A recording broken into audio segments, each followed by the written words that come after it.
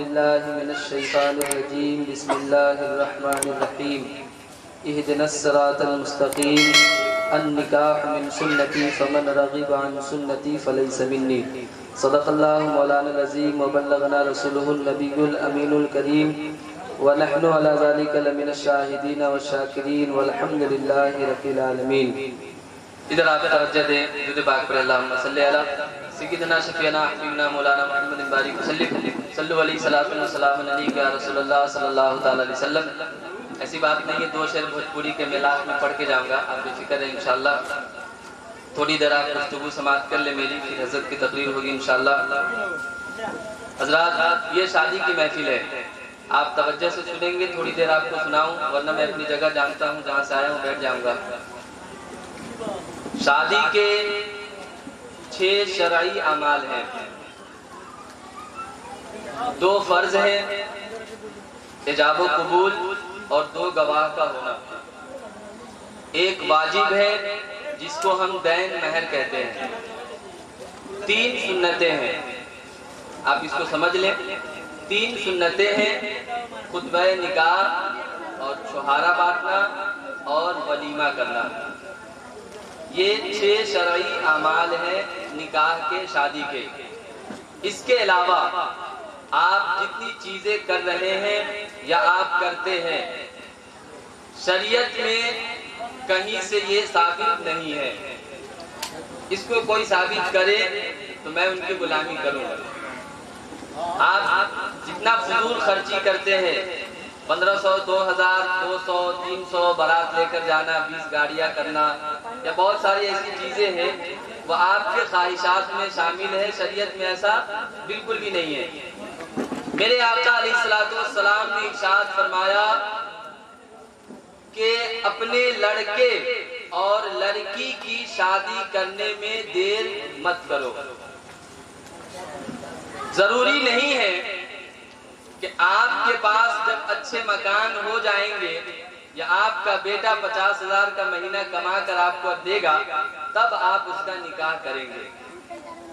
वक्त पे निकाह कर देना ये माँ बाप के जिम्मे में है। अगर माँ बाप वक्त पे अपने बच्चे बच्ची का निकाह नहीं करते हैं, उनके बच्चे या बच्ची किसी गुनाह में मुब्तला हो जाते हैं, उसके जिम्मेदार उसके माँ बाप हैं। अब आप मुझसे कहेंगे कि मौलाना साहब, शादी करने के लिए तो बहुत सारी चीजों की जरूरत पड़ती है, अब आप बताइए कि इतनी जल्दी हम शादी कैसे कर दें। मेरे आका अलैहिस्सलातु वस्सलाम ने इरशाद फरमाया कि सुनो, तुम निकाह करो। मेरे आका ने फरमाया तुम निकाह करो, मैं मोहम्मद ये गारंटी लेता हूँ, ये जिम्मेदारी लेता हूँ कि तुम्हारे घर में बरकतें पैदा होंगी। कहिए सुभान अल्लाह। जो तुम्हारे घर आ रही है वो तनहा तुम पर बोझ बनकर नहीं आ रही है, वो अपने साथ अपना रिज्क लेकर आ रही है। और शरीयत में ये बताया गया कि जो दुल्हन तुम्हारे घर आती है उसके पाँव को धुलकर अपने घर के कोने कोने में छींट दो, अल्लाह तबारक व तआला उसके कदमों की धूल की बरकत से तुम्हारे घर में बरकतें अता करें।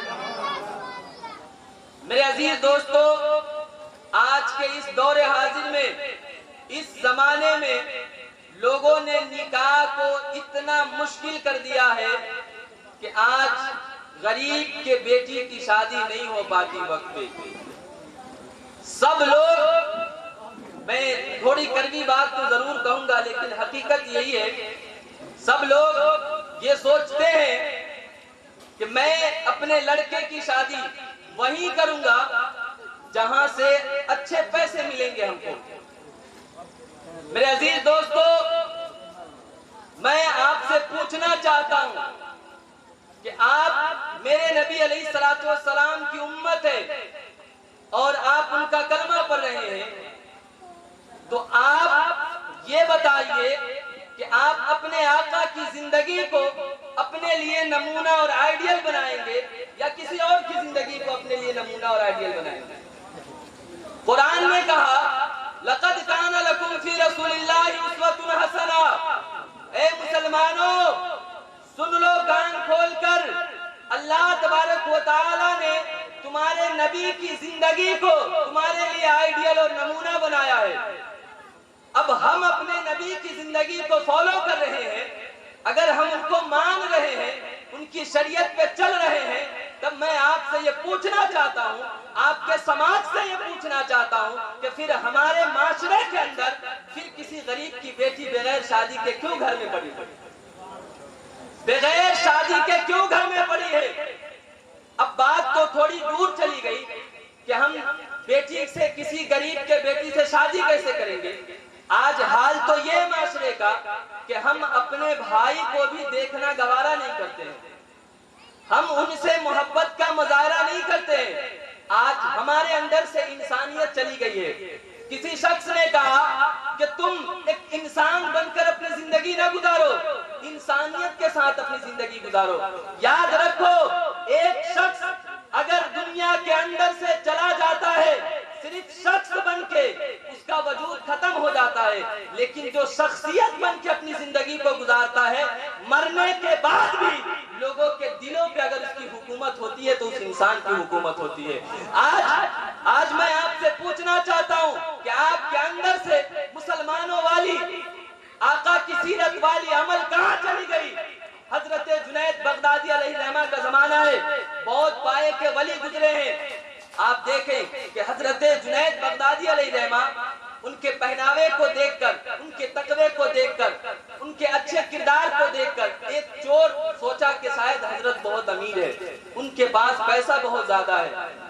जब हजरत नमाज के लिए खड़े हुए तो हजरत के कोठरी में दाखिल हो गया, और जब देखा तो देखता क्या है कि इस कोठरी के अंदर तो कोई चीज मौजूद नहीं है। तो देखा कि एक दीवार से लटकी हुई एक कुर्ता हजरत का लटका हुआ है। उस कुर्ते को उस चोर ने उठाया और उठाकर मार्केट में चला गया।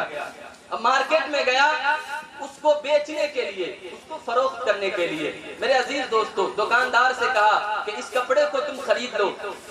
मैं आपसे ये बताना चाहता हूँ, दुकानदार ने कहा कि मैं इसको खरीदूंगा, लेकिन तुम इस बात पे गवाही दो कि ये कपड़ा तुम्हारा है। अगर तुम गवाही नहीं देते हो तो मैं ये कपड़ा खरीद नहीं सकता हूँ।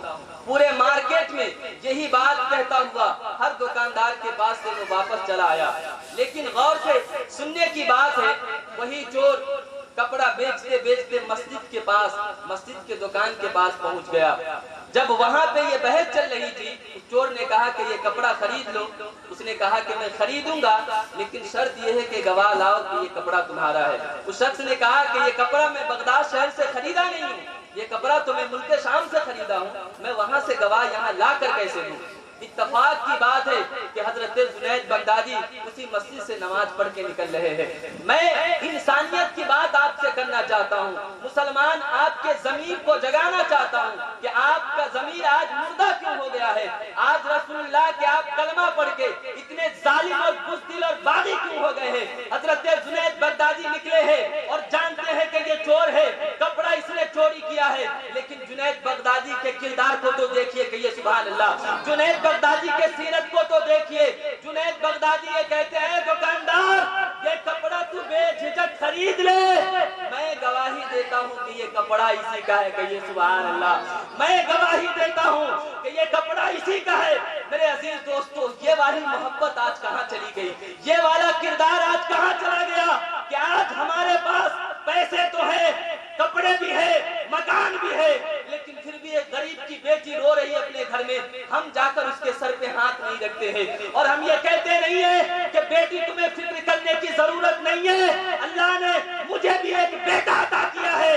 अब बगैर कपड़े के, बगैर दहेज के अगर कोई तुझसे निकाह करेगा तो मेरा बेटा करेगा। कहिए सुभान अल्लाह, क्योंकि मैं किसी और का मानने वाला नहीं हूँ, मैं अपने आका से मोहब्बत करने वाला हूँ। कौन आका जिसके बारे में किसी शायर ने कहा कि मेरे हुजूर हमेशा कमाल करते हैं। कहिए सुभान अल्लाह, मेरे हुजूर हमेशा कमाल करते हैं, जो फैसला करते हैं बेमिसाल करते हैं। और मेरे हुजूर को शमशो कमर से मत जानो, ऐसे काम तो उनके बिलाल।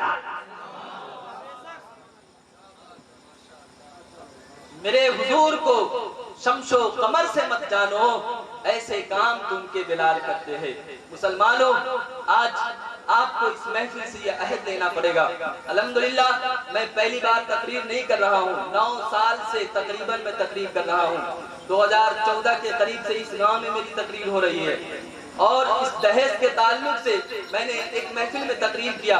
वो कल शाम में मुझे फोन करके कह रहे थे कि हजरत आपने जो तकरीर कही है मुझे बहुत पसंद आया और मैं अपना निकाह कर रहा हूँ बगैर दहेज लेके गई। सुभान अल्लाह।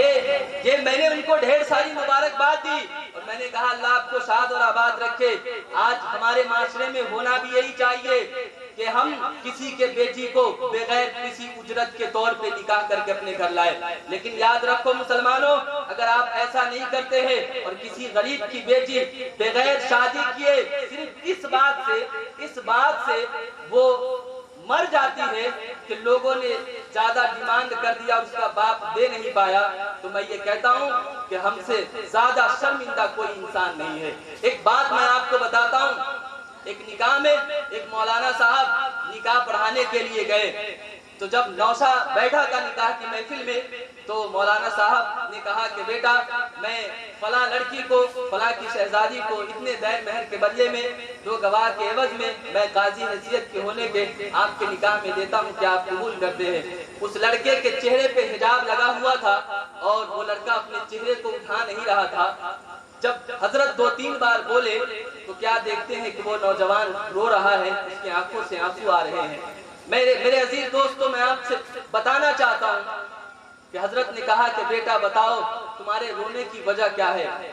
शादी के दिन तो हर लड़का खुश होता है और हर किसी के चेहरे पे खुशियां होती है, वो गले मिल मिल कर अपने दोस्तों को मुबारकबाद देता है, तुम रो रहे हो, वजह बताओ, सबब बताओ। उस लड़के ने कहा कि हजरत मैं इसलिए नहीं रो रहा हूँ कि मेरी शादी हो रही है, मैं इसलिए नहीं रो रहा हूँ कि आज बहुत सारे लोग यहाँ इकट्ठा है, मैं इसलिए रो रहा हूँ कि मेरे बाप ने जिस लड़की के बाप से निकाह मेरा तय किया है, उस लड़की के बाप ने अपने जमीन को 5 लाख में बेच दिया है और बेचकर अपने सीने पे पत्थर रख के आज अपनी बेटी का निकाह कर रहा है। हुजूर मैं ये चेहरा आपको इसलिए नहीं दिखा पा रहा हूँ कि यहाँ इस महफिल में बहुत सारे लोग बैठे हैं, मैं रो रहा हूँ कि आज मैं दुनियादार के सामने अपना चेहरा नहीं दिखा रहा हूँ, तो कल मैदान हश्र में मैं अपना चेहरा अपने आका को कैसे दिखाऊंगा, मैं कैसे बताऊंगा मैं अपने आका को कि मेरे बाप ने गरीब बाप के बेटी से 5 लाख की जमीन बेचवा कर शादी करवाया है। मुसलमानों, शर्म आनी चाहिए आपको कि आज आप दहेज के नाम पे गरीब बाप के बेटी का खात्मा कर रहे हैं, उसका खून कर रहे हैं, उसके साथ जुल्म कर रहे हैं।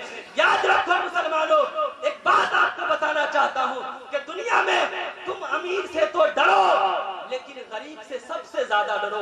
सबसे ज्यादा इसलिए डरो क्योंकि आज के माशरे में हाल ये हो गया है कि लोग अमीर को कुछ नहीं कहते हैं। आज के कानून, आज के पुलिस, आज के मुखिया, एमएलए जितने लोग हैं सब गरीबों के लिए है, अमीरों के लिए कोई नहीं है क्योंकि उसके पास पैसे नहीं है, वो मजबूर है। मैं आपको बताना चाहता हूँ, हजरत मौला अली ने फरमाया कि सुनो, जिसका कोई नहीं होता इस जमाने में उसका परवरदिगार होता है, इस बात को याद रखना। और एक बात याद रखना, अमीर से तो टकरा लेना लेकिन गरीब से कभी मत टकराना, ये सोच करके वो हमसे बदला नहीं लेगा। हाँ, ये बात सही है कि गरीब आपसे बदला नहीं लेगा, लेकिन एक है जो आपका हिसाब करेगा, वो मेरे रब की जात है। इस बात को आप याद रखें। कुरान मुकद्दस में अल्लाह ने इरशाद फरमा दिया, इक़्तरबा लिन्नासी हिसाबुहुम वहुम फी गफलतिहिम मुअरिदून। मुसलमानों, तुम गफलत में अपनी जिंदगी गुजार रहे हो, लेकिन तुम्हें यह पता नहीं है कि जब तुम्हें यहाँ से मरना है अपने रब के सामने जाकर तुमको गवाही देनी है और उसका हिसाब किताब। एक बात याद रखे, आज के जमाने में मैंने देखा है नौजवान तबके के लोग भी बहुत बिगड़े हुए हैं, बहुत बिगड़े हुए हैं। अल्लाह तबारक व तआला हश्र के मैदान में किसी नौजवान को अपने सामने से गुजरने नहीं देगा जब तक कि उससे सवाल नहीं कर लेगा कि मैंने तुमको चमकते हुए चेहरे के साथ, तुम्हारी बाजुओं के ताकत के साथ तुम्हें जिंदगी अता की, लेकिन तूने ये जिंदगी कहाँ गुजारी है? कहीं ऐसा तो नहीं था कि तुम दीवानगी में इस जिंदगी को गुजार दिया, कहीं ऐसा तो नहीं था कि तुम बावलेपन में आकर इस जिंदगी को गुजार दिया। नहीं मुसलमानों, मेरे रब ने फरमाया कि सुनो, अगर जवानी में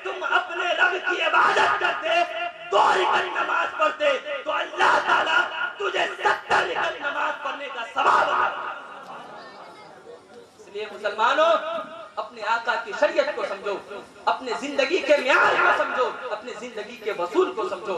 और एक बात, एक जुमला आपको देना चाहता हूँ कि जिंदगी में आपको कहीं जाने की जरूरत नहीं है, कहीं आपको भटकने की जरूरत नहीं है। अगर आपको जिंदगी में जीने का म्यार चाहिए, जिंदगी में जीने का वसूल चाहिए, दरे मुस्तफा से सीख लीजिए। जिंदगी में जीने का तरीका चाहिए, दरे मुस्तफा से सीख लीजिए। मेरे आमना के लाल ने आपको हर मोड़ पे आपकी रहनुमाई फरमाई है और आपको जीने का मिजाज अता किया है। और एक बात मैं आपको और बता दूं, चलते चलाते वक्त मैं ज्यादा नहीं लूंगा, क्योंकि हजरत को बैठाकर मैं तकरीर करने का आदी नहीं हूँ। मुझे हजरत की तकरीर समाप्त करनी है। आखिरी बात कहकर गुफ्तगू को खत्म करता हूँ, आप सुने। आज बहुत सारे लोग हैं ये माशरे से हटकर अपनी जिंदगी को गुजार कर रसूलुल्लाह की सीरत पे अपनी जिंदगी को लाए। और एक बच्चे का जब निकाह हो जाता है, मैं उनसे कुछ बातें कहना चाहता हूँ कि जब आपका निकाह हो जाए तो मेरे आका अलैहिस्सलातु वस्सलाम ने इरशाद फरमाया कि अपने निकाह के बाद अपनी बीवी का ख्याल रखो, लेकिन उसके साथ साथ अपने माँ का भी ख्याल रखो, अपने बाप का भी ख्याल रखो।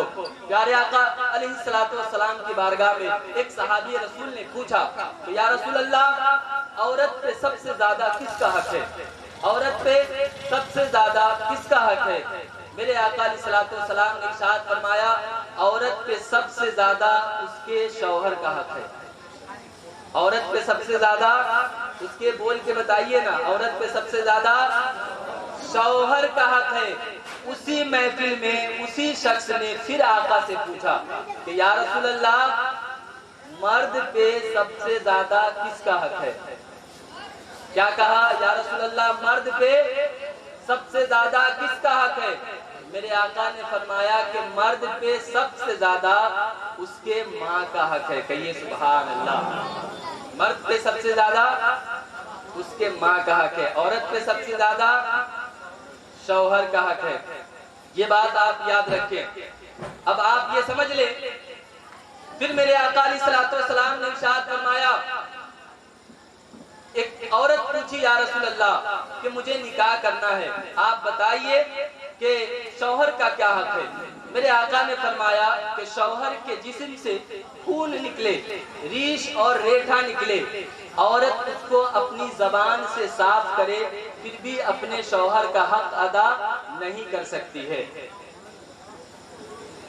और औरत के लिए क्या हुक्म फरमाया मेरे आका ने, वो भी आप समाप्त कर ले। मेरे आका ने फरमाया कि औरत का तुम्हारे ऊपर ये हक है, तुम्हारी बीवी का, कि जो तुम खाओ वही अपने बीवी को खिलाओ, जो तुम पहनो वही अपने बीवी को पहनाओ। ऐसा नहीं है कि अपने लिए माल कमा रहे हो तो 50,000 का कुर्ता, जींस, पैंट, चश्मा लगा के घूमो और बीवी को कहो कि 400 का कपड़ा खरीद ले, नहीं तो गतर गतर तोड़ दूंगा। ये गांव में बोलते गतर गतर तोड़ दूंगा। ये धांधली गिरी आपकी चलने वाली नहीं है। शरीयत क्या है उसको समझे। मेरे आका ने फरमाया कि सुनो, औरत मिसले सफर में, यानी वो परदेश आई है, उसके इज्जत का तुम्हें ख्याल रखना है। उससे अगर नाराजगी हो जाए, झगड़ा हो जाए, उसकी बात तुम्हें पसंद ना आए तो सुनो, ऐसा न करना कि उसको छोड़ देना, और ऐसी जगह न छोड़ना कि वो नैहर जाके चली जाए और वहाँ उसकी रुसवाई हो, उसके माँ बाप की बेइज्जती हो। अगर तुम्हारे बीवी से तुम्हें नाइत्तफाकी हो तो अपने छत के अंदर उसे छोड़ना, 1 महीने के लिए, 1.5 महीने के लिए, फिर उसे अपना लेना। जब उसे अपना लोगे, अल्लाह ताला इसके बदले में तुम्हें जन्नत अता करेगा। कहिए सुभान अल्लाह। मेरे आका ने फरमाया कि सुनो, तुम्हारे नसीब से तुम्हारी बीवी जैसी भी है, काली है, गोरी है, लंगड़ी है, लूली है, ये सोचकर सब्र कर लो कि अल्लाह ने मेरे लिए इसे चुना है, और तुम सब्र करके जिंदगी गुजारोगे तो अल्लाह तुम्हें बगैर हिसाब के जन्नत अता करेगा। कहिए सुभान अल्लाह। और किसी औरत को अगर उसके मन के मुताबिक शौहर न मिले तो मेरे आका ने फरमाया तुम भी सब्र कर लो, अल्लाह इस सब्र के बदले में तुम्हें भी जन्नत अता करेगा। कहिए सुभान अल्लाह। एक हजरत अबुल हसन खरकानी बहुत बड़े पाए के वली गुजरे हैं। ये एक बात सुने, माँ के ताल्लुक से एक बात सुनकर गुफ्तगू खत्म। तो उनकी जो बीवी थी वो बोलने में बहुत ज्यादा तेज थी, बड़बड़ बोलती थी, आवाज थोड़ी ऊंची थी। उनसे मिलने के लिए एक मुरीद बहुत दूर से सफर करके आया, दूर से सफर करके आया हजरत से मिलने के लिए। तो जब हजरत के दरवाजे पे आया, दस्तक लगाया, तो अंदर से उसकी बीवी बोली, कौन है? कहा कि मैं हजरत का मुरीद हूँ, हजरत से मिलने आया हूँ। बीवी ने कहा कि शायद उनकी तरफ तुम्हें भी कोई काम नहीं है, वो तो जंगल में भटक रहे हैं। तो ये सोचे कि मैं इतनी दूर से इतनी मोहब्बत लेकर हजरत के लिए आया हूँ, यहाँ घर में ही हजरत की कोई इज्जत नहीं है। बहरहाल वो दरवाजे से निकला, जंगल की तरफ चला। अब मंजर क्या है वो देखे। जब जंगल की तरफ वो शख्स चला तो क्या देखता है कि हजरत शेर पे उसके कान को पकड़ के जंगल से चले आ रहे हैं। ये शख्स सोचा कि घर में कोई इज्जत नहीं है, यहाँ शेर की सवारी कर रहे हैं। कहिए सुभान अल्लाह। बुजुर्ग ने कहा कि सुनो, ये जो शेर की सवारी देख रहे हो, ये कौन बुजुर्ग है? सुल्तान महमूद गजनवी के पीर है, बादशाह सुल्तान महमूद गजनवी, उसके पीर है। उसने कहा कि तुम जो देख कर आ रहे हो, ये मेरे चिल्ले की बरकत से या मेरे वजीफे की बरकत से शेर की सवारी नहीं है। जिसको देख कर आ रहे हो उसके साथ सुलूके मोहब्बत और उसके साथ मोहब्बत से जिंदगी गुजारने के बदले में अल्लाह ने मुझे ये रुतबा अता किया है कि बेजुबान जानवर भी मेरा वफादार है। कहिए सुभान अल्लाह। बेजुबान जानवर के साथ भी मेरी दोस्ती है। ये किसके बदले में? बीवी के साथ हुस्ने सुलूक करने के बदले में। मेरे अजीज दोस्तों, एक बात और आपको कहकर अपनी गुफ्तगू को खत्म करता हूँ। अपने माँ बाप की कद्र करें, उनकी इज्जत करें। ऐसा नहीं है कि सिर्फ बीवी की मोहब्बत में ही अपनी पूरी जिंदगी को काट दें और माँ बाप को कोई इज्जत वैल्यू ही ना दे। तो सुने आप, मेरे आका अलैहिस्सलातु वस्सलाम ने क्या फरमाया कि तुम्हारे बीवी और माँ के दरमियान अगर झगड़ा हो जाए, लड़ाई हो जाए, तो तुम अपने बीवी को नहीं, अपने माँ को तरजीह देना।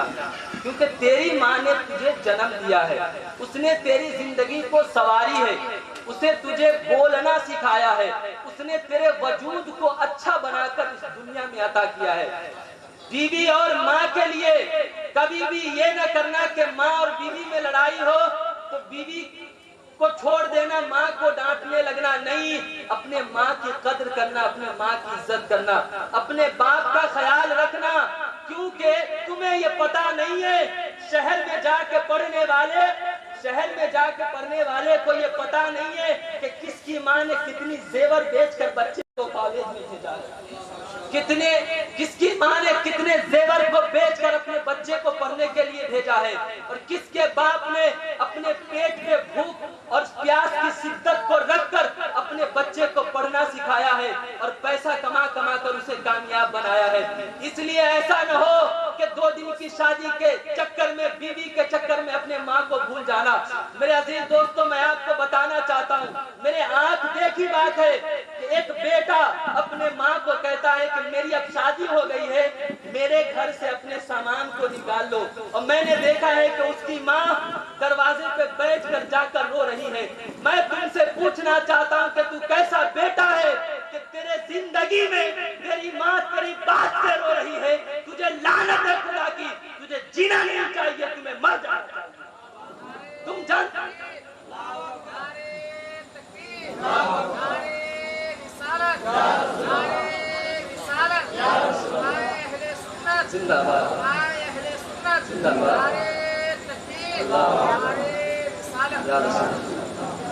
बेटे, तुम्हें जीना नहीं चाहिए, तुम्हें मर जाना चाहिए।